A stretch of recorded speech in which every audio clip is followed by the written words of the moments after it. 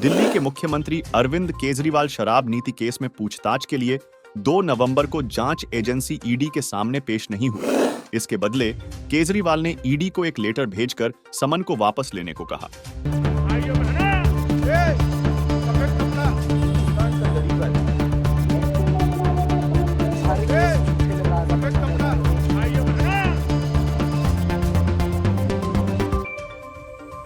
केजरीवाल ने जांच एजेंसी से सवाल किया कि आपने समन में मुझे यह नहीं बताया कि मैं संदिग्ध हूं या गवाह।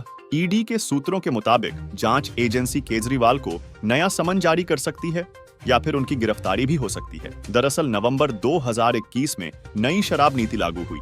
दिल्ली के डिप्टी सीएम मनीष सिसोदिया ने 22 मार्च 2021 को नई शराब नीति का ऐलान किया। उन्होंने कहा कि इस नीति से शराब की दुकानें निजी हाथों में चली जाएंगी। सिसोदिया से जब नई नीति लाने का मकसद पूछा गया तो उन्होंने 2 तर्क दिए। पहला, माफिया राज खत्म होगा। दूसरा, सरकारी खजाना बढ़ेगा। जानिए कैसी शुरू हुई शराब नीति की जांच। 8 जुलाई 2022 को दिल्ली के मुख्य सचिव नरेश कुमार ने नई शराब नीति में घोटाला होने का आरोप लगाया। उन्होंने इससे जुड़ी एक रिपोर्ट LGV सक्सेना को सौंपी। इसमें बताया गया कि सिसोदिया ने लाइसेंसधारी शराब कारोबारियों को अनुचित लाभ पहुंचाया। LG सक्सेना ने मुख्य सचिव की रिपोर्ट के आधार पर CBI जांच की मांग की। 17 अगस्त 2022 को जांच एजेंसी ने केस दर्ज किया। इसमें मनीष सिसोदिया, 3 रिटायर्ड सरकारी अफसर, 9 बिजनेसमैन और 2 कंपनियों को आरोपी बनाया गया। सभी पर भ्रष्टाचार से जुड़ी धाराओं के तहत केस दर्ज किया। 19 अगस्त को सिसोदिया के घर और दफ्तर समेत 7 राज्यों के 31 ठिकानों पर छापेमारी की। विवाद बढ़ता देख 28 जुलाई 2022 को दिल्ली सरकार ने नई शराब नीति को रद्द कर दिया। फिर से पुरानी नीति लागू करने का फैसला लिया। 31 जुलाई को सरकार ने कैबिनेट नोट में बताया कि शराब की ज्यादा बिक्री के बाद भी सरकार की कमाई कम हुई, क्योंकि खुदरा और थोक कारोबारी शराब के धंधे से हट रहे थे। सिसोदिया के पास एक्साइज डिपार्टमेंट था, इसलिए उन्हें कथित तौर पर इस घोटाले का मुख्य आरोपी बनाया गया। कई बार पूछताछ के बाद जांच एजेंसी ने 26 फरवरी को उन्हें गिरफ्तार कर लिया। फिलहाल वे जेल में हैं। CBI ने सिसोदिया पर आरोप लगाया कि एक्साइज मिनिस्टर होने के नाते उन्होंने मनमाने और एकतरफा फैसले लिए, जिससे खजाने को भारी नुकसान पहुंचा और शराब कारोबारियों को फायदा हुआ। जानकारी के मुताबिक ईडी की चार्जशीट में केजरीवाल का जिक्र आया है।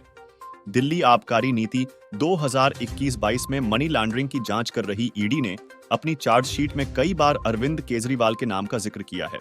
ईडी ने दावा किया कि आबकारी नीति आपके शीर्ष नेताओं द्वारा बनाई गई थी ताकि लगातार अवैध धन कमाकर खुद तक पहुंचाया जा सके।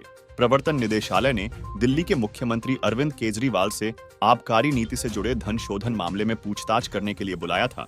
ईडी ने 30 अक्टूबर को आम आदमी पार्टी के राष्ट्रीय संयोजक को पूछताछ के लिए 2 नवंबर को तलब किया था।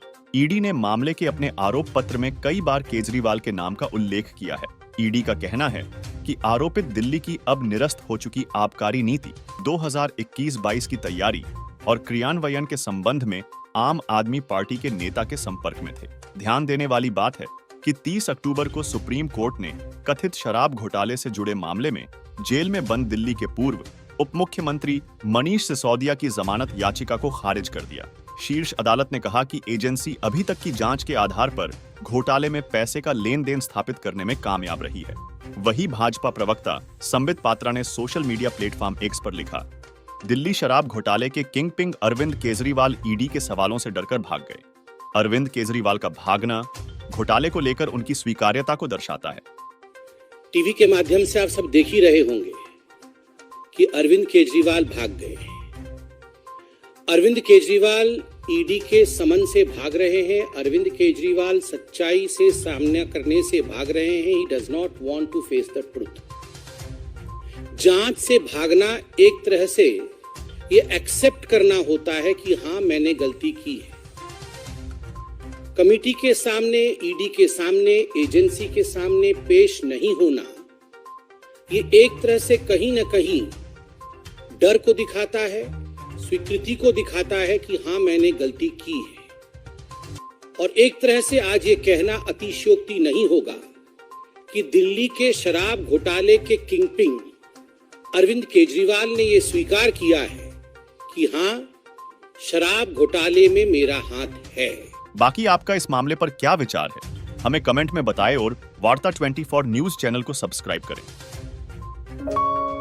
आप देख रहे हैं वार्ता 24।